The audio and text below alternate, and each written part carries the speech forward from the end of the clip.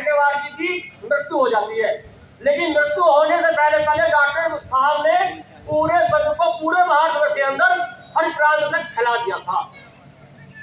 और फैलाने के बाद होता क्या है कि 1947 में भारत आजाद हो जाता है।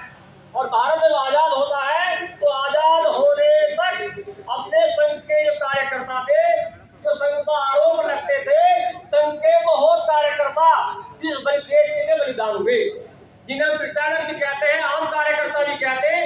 ऐसे हमारे प्रचारकों ने, हमारे हिंदू भाइयों ने इस देश को आजादी कराने के लिए, आजाद होने के लिए संघर्ष किया।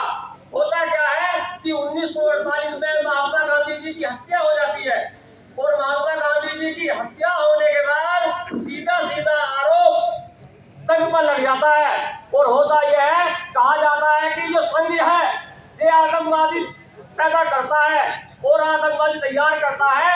और ये भारत के अंदर एक आतंकवादी संगठन है और इन्होंने महात्मा गांधी जी की हत्या की है और इसलिए इसे प्रतिबंध किया जाता है।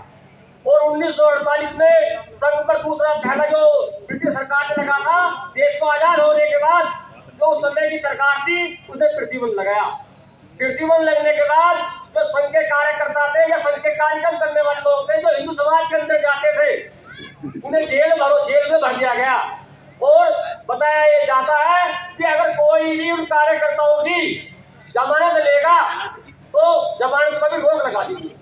लेकिन होता क्या है, न्यायिक प्रणाली द्वारा औरंगजेब में जांच होती है और जांच होने के बाद पता चलता है कि जो आरएसएस है, राष्ट्रीय स्वयं सेवक संघ, ये कोई आतंकवादी संगठन नहीं है, ये कोई आतंकवादी पैदा नहीं करता है, जो तो देश हित में, समाज हित में काम करता है और देश के लिए काम करता है। ऐसा कहते हुए संघ से 1949 में प्रतिबंध लगा। और हमारे डॉक्टर गुरुजी थे, गुरुजी वे दूसरे संचालक रहे, उन्होंने संघ को बहुत गति दी।